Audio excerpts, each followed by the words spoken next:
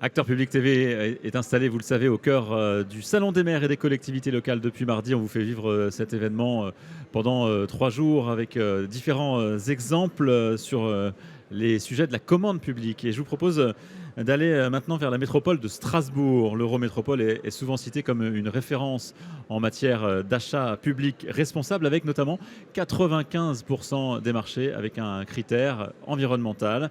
Je vous propose d'écouter et d'évoquer le fonctionnement et le rôle du SPASER, le schéma de promotion des achats publics socialement et écologiquement responsables. Un SPASER obligatoire depuis 4 ans. On en parle avec 3 intervenants maintenant, à commencer par Christian Brassac. Bonjour. Bonjour. Merci. Bonjour. Merci d'être présent sur ce plateau. Vous êtes vice-président en charge de la commande publique responsable à l'Eurométropole de Strasbourg. Vous êtes aussi d'ailleurs élu à la ville de Strasbourg. À vos côtés, Magali Cesbron. Bonjour. Bonjour. Vous êtes manager équipe commerciale généraliste sédentaire chez Itantia. Itantia qui est un distributeur de matériel informatique et télécom spécialisé dans le reconditionné. Vous allez nous en parler dans un instant. Et puis Nathalie Morel, bonjour. Bonjour. Vous êtes responsable achat durable à l'UGAP. Merci à tous les trois d'être sur ce plateau. Un mot pour commencer avec vous, Christian Brassac. À l'Eurométropole, vous avez mis en place évidemment un SPASER. Pourquoi ce SPASER est devenu un outil stratégique globalement pour les collectivités et en particulier pour celle de Strasbourg, pour la métropole de Strasbourg? Merci de me donner la parole.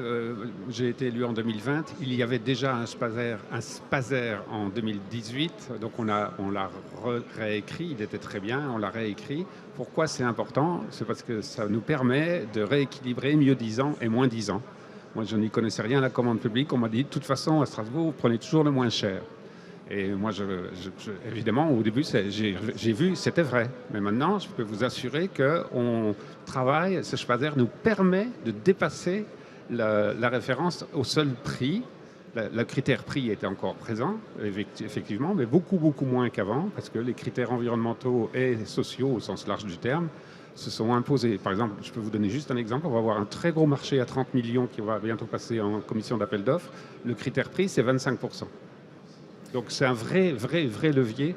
Et je vois dans l'ensemble, on a 2500 marchés par an, on en a 600 qui passent en CAO. Sur les 600, il y en a 30% où c'est pas le moins cher. Alors, vous parlez effectivement de 2500 marchés, ça représente 470 millions d'euros pour la métropole de Strasbourg. Comment vous faites justement pour concilier le critère prix, vous venez de l'évoquer, à 25% seulement, mais du coup vous ajoutez à ça le critère de transition écologique et puis aussi le critère de justice sociale? Oui, absolument. Alors, vous avez bien entendu, SPASER, schéma de promotion des achats socialement et écologiquement responsables. Moi, je suis écolo, mais je pense qu'il n'y a pas d'écologie sans justice sociale. C'est clair, net et précis. Sinon, je n'aurais pas adhéré chez les écolos. Donc, l'articulation sociale et environnementale est absolument majeure. Et donc, le SPASER l'illustre parfaitement. Et donc, nous avons beaucoup d'heures d'insertion, 470 000 heures chaque année d'insertion professionnelle, des personnes éloignées de l'emploi, mais vous voyez qu'il y a certains marchés où c'est difficile de mettre des personnes éloignées de l'emploi sur les marchés de prestations intellectuelles. Donc j'ai introduit l'insertion professionnelle des jeunes adultes, ça s'appelle l'alternance ou l'apprentissage, pré-bac et post-bac, pour pouvoir introduire des aspects sociaux aussi pour des marchés qui ne s'y prêtent pas vraiment. Donc en fait, ce que je fais, c'est que la loi climat et résilience va imposer à ce qu'il y ait 100% des achats qui soient avec une disposition environnementale imposée et 30% sociale. Donc je dis aux services, on ne peut pas mettre seulement le prix, donc débrouillez-vous, mettez de l'environnement. Des fois c'est difficile, entre parenthèses, donc on les aide. Et puis, ils choisissent eux-mêmes la pondération. 50%, 25%, 10%, 5%, enfin, vous voyez. Mais c'est eux qui connaissent leur métier. C'est pas moi qui vais leur dire « je veux 30%». Non, c'est eux qui connaissent parce qu'ils se sont appropriés le SPASER. Mais je ne veux pas être trop long. Hein. Alors, parmi les enjeux environnementaux, il y a une incitation à aller vers le reconditionné. Magali Cesbron, je l'ai dit tout à l'heure, vous êtes une entreprise, Itantia, qui propose des outils de télécommunication reconditionnés. En quoi c'est une réponse appropriée aux enjeux qui sont mis en place, les critères qui sont définis par les différents SPASER? Eh bien, tout simplement, chez Itensia, notre force, c'est l'approche de la durabilité. Chez Itensia, en fait, nous sommes construits autour de 3 piliers. Un pilier technologie qui offre une solution de réponse d'achat de produits neufs. Un pilier Eugen qui offre une solution d'achat de produits reconditionnés. Et un pilier factory qui offre tout ce qui est couche de prestations de services associées à valeur ajoutée. Et donc, ça fait 15 ans que nous sommes titulaires d'un marché auprès de l'UGAP, le marché péritéléphonie, télécommunications. Aujourd'hui, toutes les entités publiques ont besoin de systèmes de communication. Et au travers de notre marché, ils peuvent avoir le choix entre du neuf ou du reconditionné. J'ai un cas concret, par exemple, très simple. Récemment, j'ai eu une demande du GGD 72, le groupement des gendarmes de la Sarthe, qui avait un besoin d'achat de 280 postes en téléphonie. Cette référence était proposée au catalogue UGAP en neuf et en reconditionné. Avec l'UGAP, donc, nous avons étudié l'offre et le projet s'est concrétisé en intégralité en achat reconditionné. Ça a permis de répondre à 2 enjeux. Premier enjeu, l'enjeu économique. Il faut savoir qu'en achetant un poste reconditionné, on économise entre 30 à 50% de prix par rapport à du neuf. Mais également un second enjeu, l'enjeu écologique. Le fait d'acheter des postes reconditionnés permet d'économiser de l'empreinte carbone, tout simplement. Ce projet a pu réaliser 8120 kg d'économie de CO2 pour agir sur la planète. Alors, on parle de Spazer depuis tout à l'heure. L'UGAP aussi publie son Spazer depuis 2018 en l'occurrence, mais avec une particularité. Est-ce que vous pouvez nous expliquer laquelle ? Oui, donc en effet, on le publie depuis 2018, donc on est au 2e renouvellement. Et cette année, on a la particularité d'avoir 2 Spazers, donc l'un pour notre activité d'achat pour revente et un deuxième pour toute notre activité d'achat interne. Donc c'est-à-dire qu'en fait, là, on se rapproche plus d'une organisation client UGAP, puisque en fait, dans ce Spazer d'achat interne, ils vont acheter sur le catalogue UGAP et également sur d'autres supports contractuels. Et donc, c'est vrai que c'est assez intéressant de pouvoir regarder les similitudes. Et nous, dans notre Spazer, on s'est inspiré de Strasbourg, où en fait, on relie chaque action à un EDD.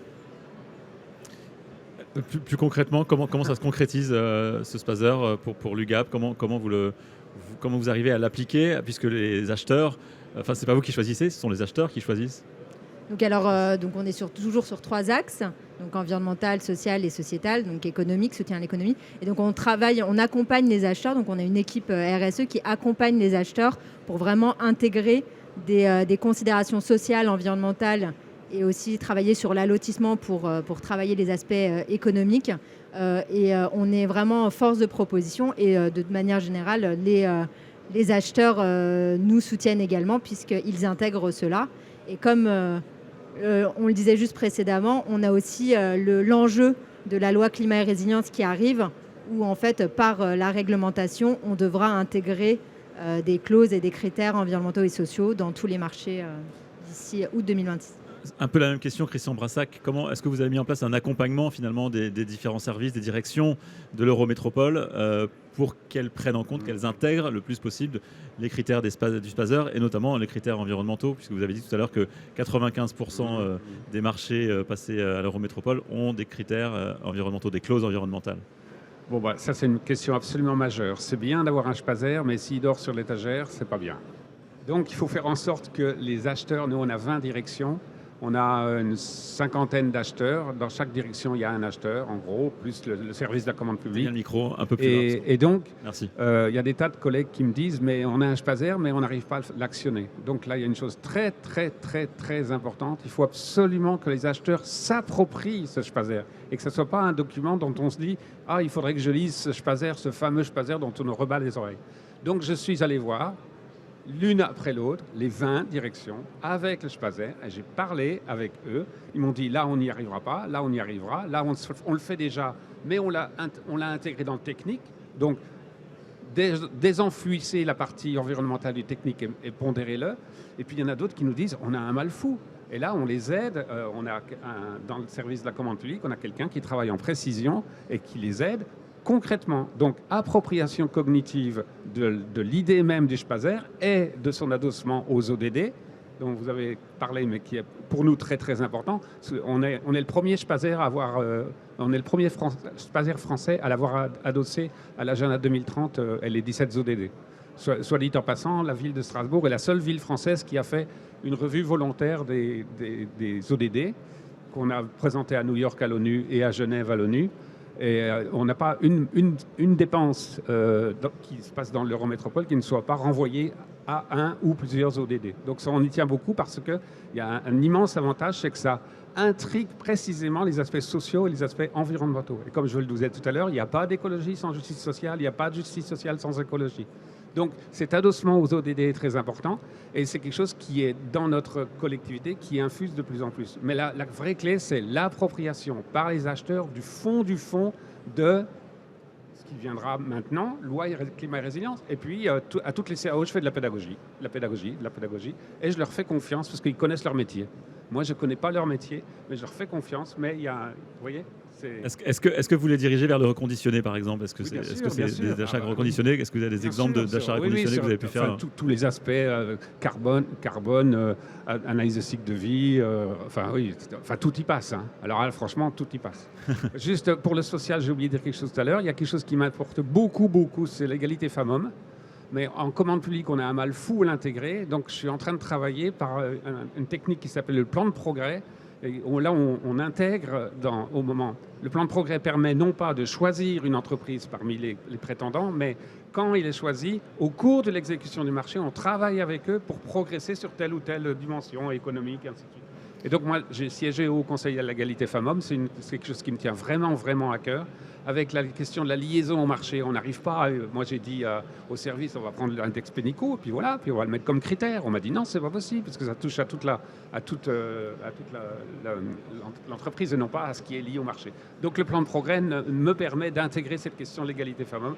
C'est un troisième volet du social dans le Spaser. Dans le Spaser. Alors, vous me permettez de revenir quand même au reconditionné. Magali Cesbron, vous avez calculé avec l'ADEME que les achats reconditionnés ont permis d'économiser, c'est très précis, 368 601 kilos de CO2 l'année dernière, en 2024. Comment vous avez tout simplement réussi à mesurer cet impact aussi précisément? Eh bien, depuis 2009, Itensia a une cellule spécialisée dans cette méthode de calcul ABC bilan carbone validée par l'ADEME.